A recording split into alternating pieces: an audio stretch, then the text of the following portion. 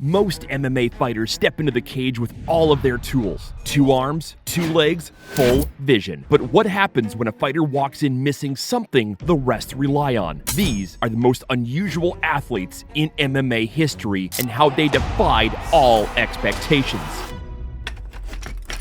I'm at the top of my game mentally and physically, yes. I'm ready. I got an unorthodox style and it's going to throw them off.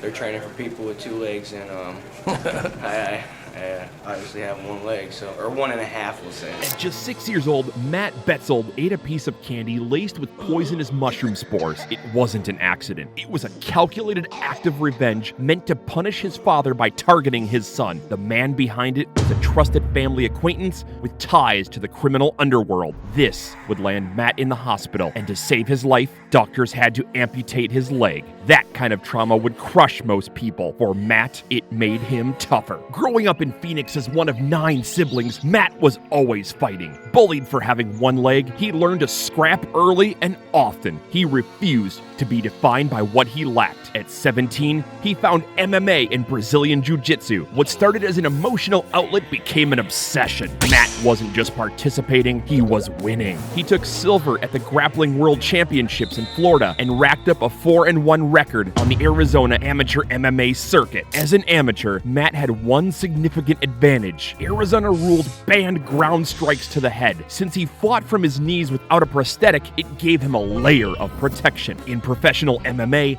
that protection disappeared. Ground strikes were legal, and Matt wanted the challenge of facing opponents who could really hurt him. The Arizona Boxing Commission wasn't convinced a 1-legged fighter could defend himself. What was once a minor technicality became a major roadblock. I always had a passion for fighting. I loved punching people in the face.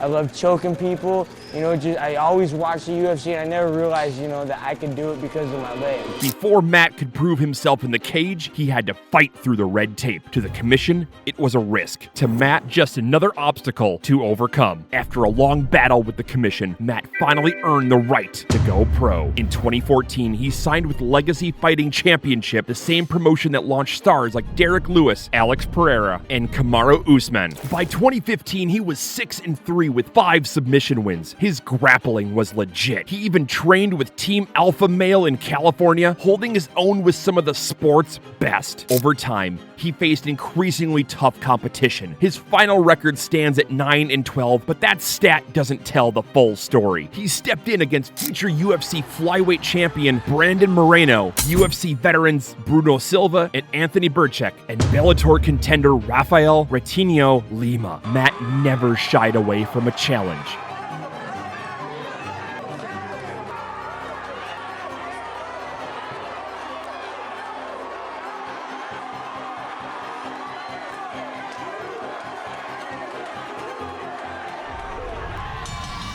Unfortunately, like many fighters, Betzel's story took a darker turn. In 2020, Betszel was arrested for a violent assault against the mother of his children, threatening her life in front of them. It wasn't just a misstep, it was a horrifying act that cast a long shadow over everything he had once stood for. Betzel's journey reminds us that overcoming adversity in one arena doesn't absolve who we become in another. He showed the world that disability doesn't limit your potential, but what he did with that potential is far more difficult to admire. His story is no longer just about perseverance, but accountability too. If you thought fighting on 1 leg was impressive, meet the man who made it to the cage without either. My original name was Zion Zachariah Daniels. I don't know exactly what Zion means, but I know it's a mountain that's mentioned in the Bible. A huge one too. So I figure it means like sturdy and strong. Born without legs due to a rare condition, Zion Clark spent his childhood bouncing between foster homes. Zion was 16 years old when I adopted him. He just didn't have anybody. By 6, he was walking on his hands. By high school, he was wrestling. By college, he was winning. Zion didn't see immediate success. When he first started wrestling, the results were brutal. Nearly 200 straight losses by his own count. That's not a mistake. 200 losses. He still showed up the next day. That's the kind of resilience you don't see every day, even in a sport built on grit. Living without legs got him plenty of stares, but on the mat, everyone was equal. You were judged by heart, not height, and Zion outworked everyone. Eventually, the losses turned into wins. By senior year, he had mastered upper body leverage, sharpened his timing, and built explosive strength. He finished with a 33-15 record and came just 1 point shy of making the state championships. You couldn't get any closer from going to the state tournament than Zion got. I mean, it was kind of like holding on by a finger. That's how close it was. Zion was so upset he'd put his head down on the mat. There was a standing ovation that was going on because of Zion. So I picked him up on my shoulder. He thought he failed, but he was one of the biggest successes that I've ever had was Zion. Zion's relentless work ethic took him to Kent State University's Tuscarawas campus, where he wrestled at the collegiate level and also competed in wheelchair racing. Excelling in one sport wasn't enough. Zion wanted to test the limits of what was physically possible. In 2021, he set a Guinness World Record as the fastest man on two hands, sprinting 20 meters in just 4.78 seconds. Then he set an even bigger goal, to become the first American to compete in both the Olympic and Paralympic Games, wrestling in one, wheelchair racing in the other. As if that wasn't impressive enough, in 2022, Zion took on a new challenge: professional MMA.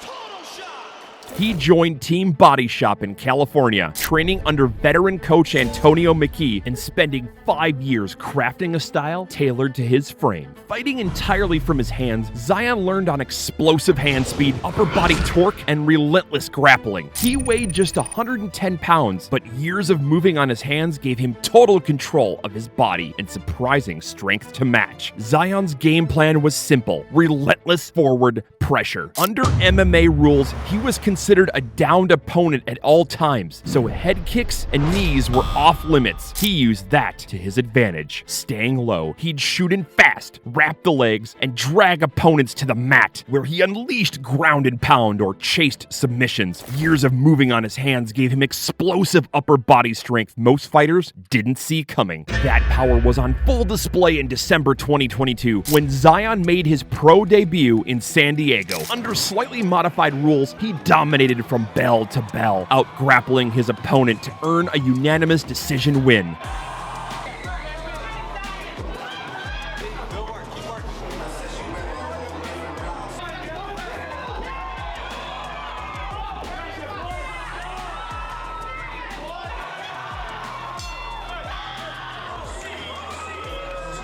The win was bigger than just a scorecard. A man born with no legs had just beaten an able-bodied fighter inside a professional MMA cage. Zion's no novelty act. He says this is just the beginning. He's still competing in wrestling and track, aiming for a run at the 2028 Paralympics, and he hasn't ruled out a return to MMA. Zion's body defied biology. Jake Peacock's story? It's about turning a missing arm into his greatest weapon.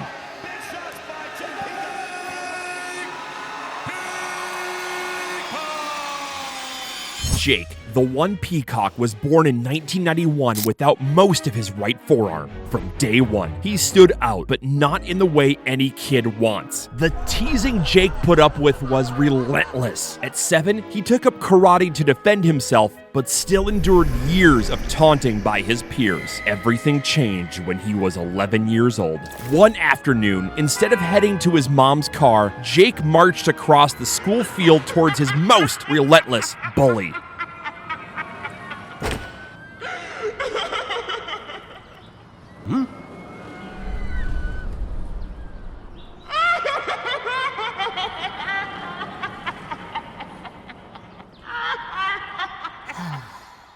One shove, one punch, one moment that changed everything. He didn't lash out, he took control. The son of Chelsea footballer Gavin Peacock, Jake was raised in a household where toughness wasn't optional. And from that day forward, he stopped letting anyone define him by what he was missing. At 15, Jake's family relocated to Calgary. Once there, he found a thriving martial arts scene and dove in head first, eventually discovering his true calling, Muay Thai.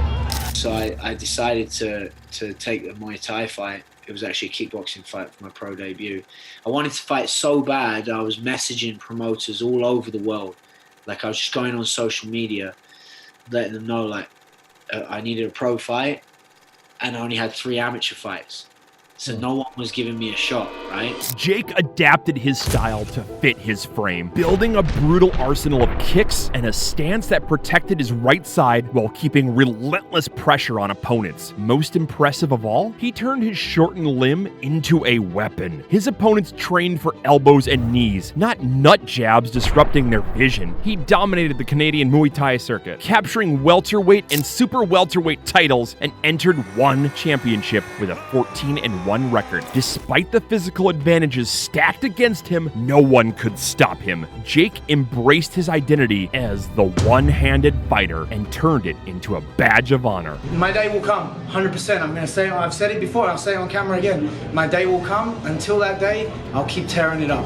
Now 2-0 in ONE FC and a legit title contender, Jake runs his own gym in Calgary, mentoring the next generation and proving every day that resilience hits harder than any punch. Jake Peacock proved you don't need 2 arms to strike fear into your opponents. But what if you were missing part of your chest and a lung? You can train your whole life, and until you train with world-class athletes, you're not at their level. You make mistakes, and you make a mistake in this game, you're going to lose. Some people don't understand. I've seen some great fighters fighting this thing that have been beat, and people don't even remember them, and that's because they made one mistake, and they made the first mistake. His name is Telligman. His nickname is Trauma. He had a car accident when he was only 1.5 years old, and he lost his entire pectoral muscle. Telligman wasn't supposed to survive. At just 18 months old, he was in a horrific car accident that crushed his chest, leaving him without his right lung and a pectoral muscle. Doctors saved his life, but every breath from that point on was harder than it should have been. By age 8, he turned to martial arts. With only one lung, training was a grind. But Trey didn't ask for pity. He trained relentlessly and soaked up styles like karate, boxing, judo, and wrestling. And eventually, that toughness led him to the Lion's Den, one of MMA's most brutal camps. His welcome? A 30-minute beatdown by Ken Shamrock himself. Not a tryout, a test of survival. If you're trying to figure out who a tough guy is amongst the group, you get the guys together and then you start getting them tired. You start working them, and you will know in order. Whoever stopped first is the least tough guy. Whoever stops last is the toughest guy. I mean, that is what it will come down to. So there's a power plant, or it was at Lion's Den. They were just trying to get you to quit. How many sprints can you do? How many box jumps can you do? How many down and backs can you do? How many pull-ups can you do? How many guys can rotate in on you? How many times until you stop standing up and saying, come on. All you got to do is not quit. All you've got to do is move forward. I can see it in your eyes. You're gonna quit, aren't you? You're gonna quit. I know you're gonna quit. Look at you. You can't even go up the hill. You can't do it. Let's go. You can't do it. You can't be on our team. We don't want you on our team. You can't get up this hill. Despite having one lung, Trey pushed through workouts that left other fighters gasping. He kept showing up. He earned respect the hard way. By 1995, MMA was still raw. There were no gloves, no weight classes, and no mercy. And destroy. As he works, kneeing Abbott, kneeing him again to the head. Those are effective strikes there. Those are effective.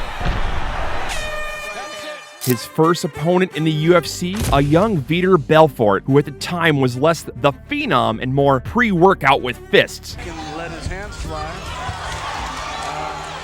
Telligman defending, using an underhook there to try to keep Belfort off. Oh, big right hand landed by Belfort. Good hands. Real fast hands by Belfort. Yeah, oh my. Telligman doesn't like it. That's why he's trying to get it. Oh, and he got tagged. And Telligman is a bloody mess as Belfort lands that left hand explosively. There's some elbows.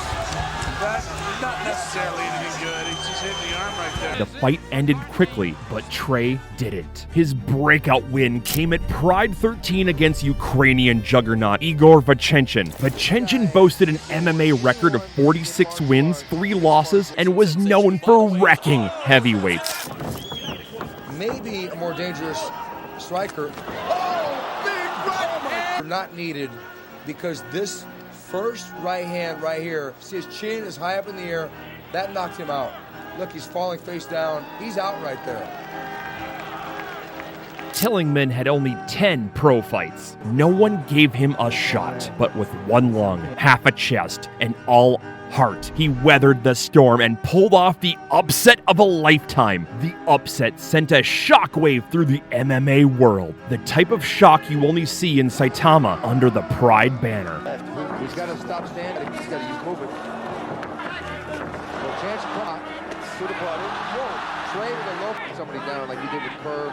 Shows Erkling and three. Oh, good left hook. He got a little bit low. Oh, it's really unfortunate because Eagle, that kick unfortunately was low. You see, Eagle got real good reflexes. Actually, Vovchanchyn getting the better hand right. So Trey Telligman answering back with a left hook. Good left. Vovchanchyn's down.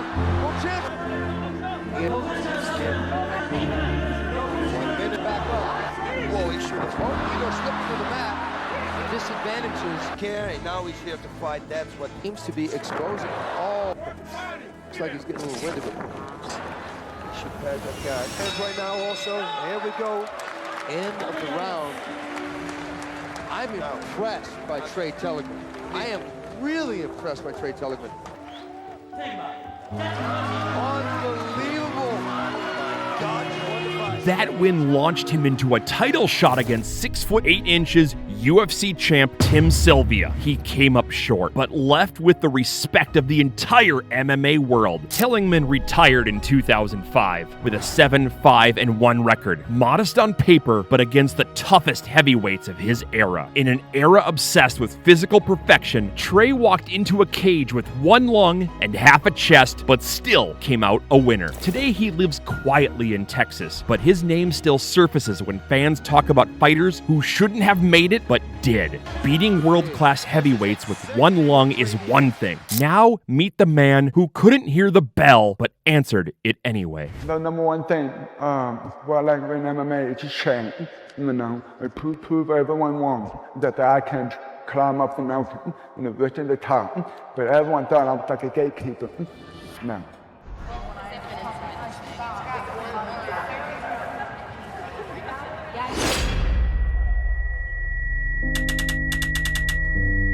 Matt Hamill was born deaf, but was taught to never feel limited by it. Raised in Loveland, Ohio by his grandfather, Matt was taught a simple but powerful truth. You're not a deaf person, you're a person who just happens to be deaf.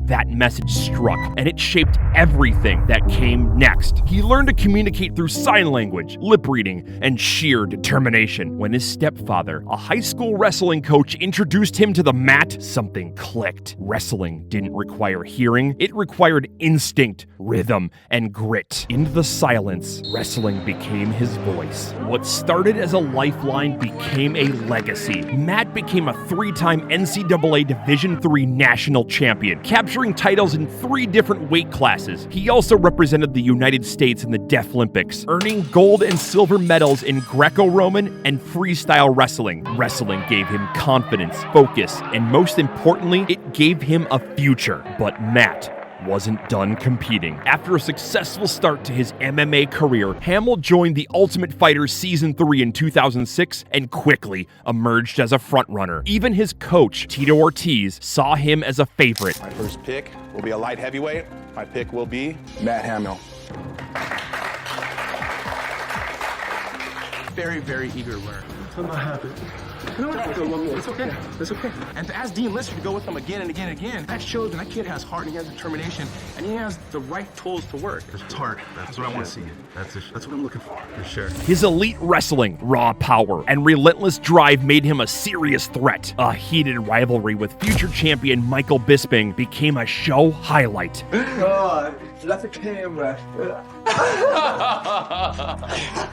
Matt referred to himself as the king, just goes to show how far his head is up his own arse. Hamill often tossed Bisping around in training, showcasing his potential. But an injury during a routine grappling drill with Bisping forced him out before he could compete. It wasn't your fault. It wasn't your fault. I didn't do anything. It wasn't your fault.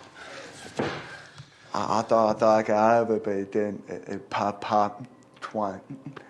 I hope it wasn't a bone. I'm in a semifinal.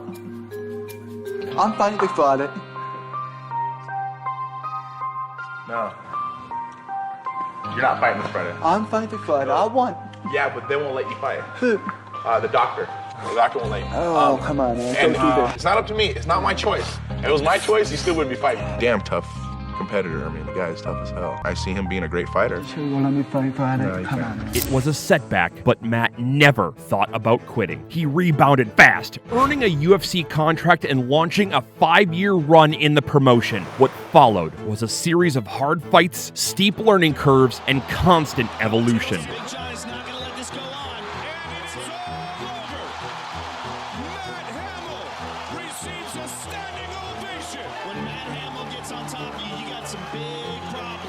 His first major test came against his rival Bisping in England. It was a close fight, but one that many believe Hamill won.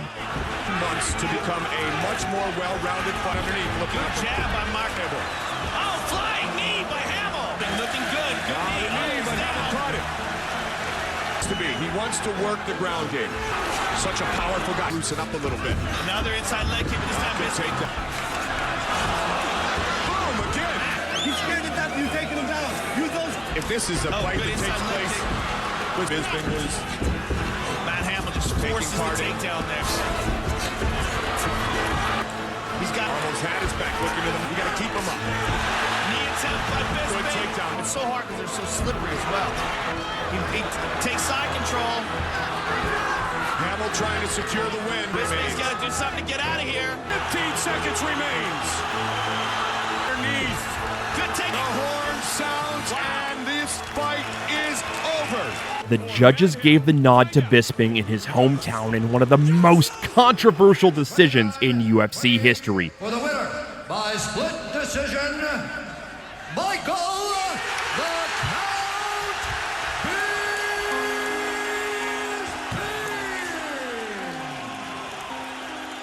The loss stung, but Hamill didn't dwell on it. He just kept getting better. Against former champion Rich Franklin, Hamill struggled, losing a tough fight via TKO to a brutal body kick. Rather than let it define him, he used it to rebuild his striking game from the ground up. The result? The best performance of his career. At UFC 96, he faced Mark Munoz, a fellow elite collegiate wrestler with serious credentials. Many expected a grinding wrestling battle. Instead, Hamill showed off his new tools. It was clear Matt Hamill wasn't just a wrestler anymore. He was becoming a complete mixed martial artist. After his win over Munoz, Matt Hamill was no longer seen as just an inspirational story. Fans were starting to look at him as a possible contender. With a 6-2 UFC record and an evolving all-around game, he had begun developing a reputation not just for grit, but for knockouts. Then came Jon Jones. Hamill became the only man to beat Jon Jones thanks to a rule written during an ice-breaking party in 1996.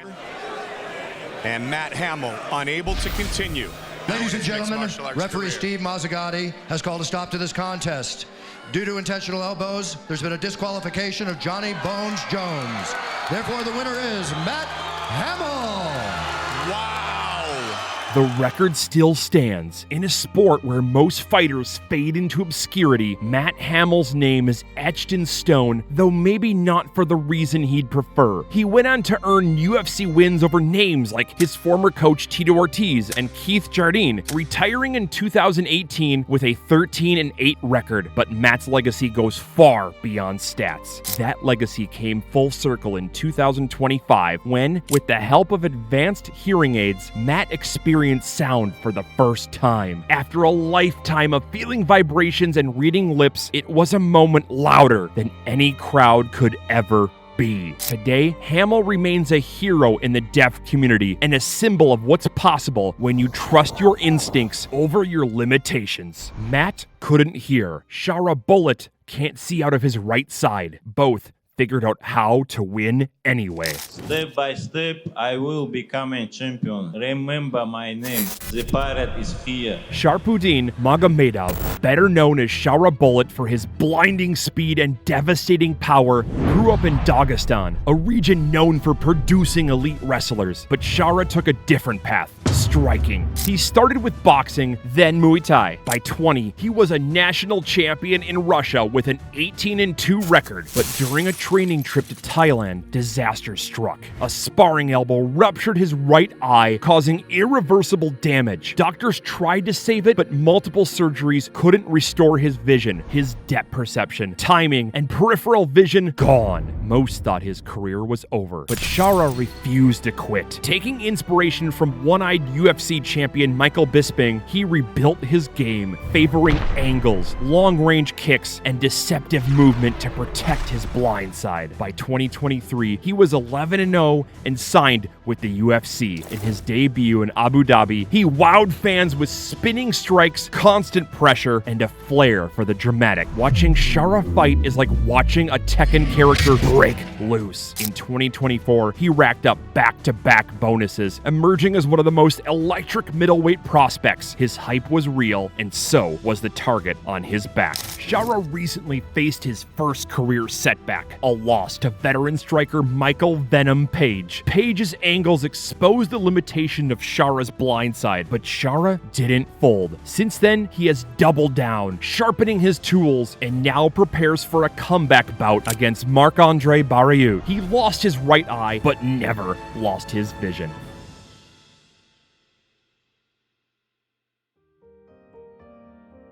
And I hope you guys can see that the impossible is possible.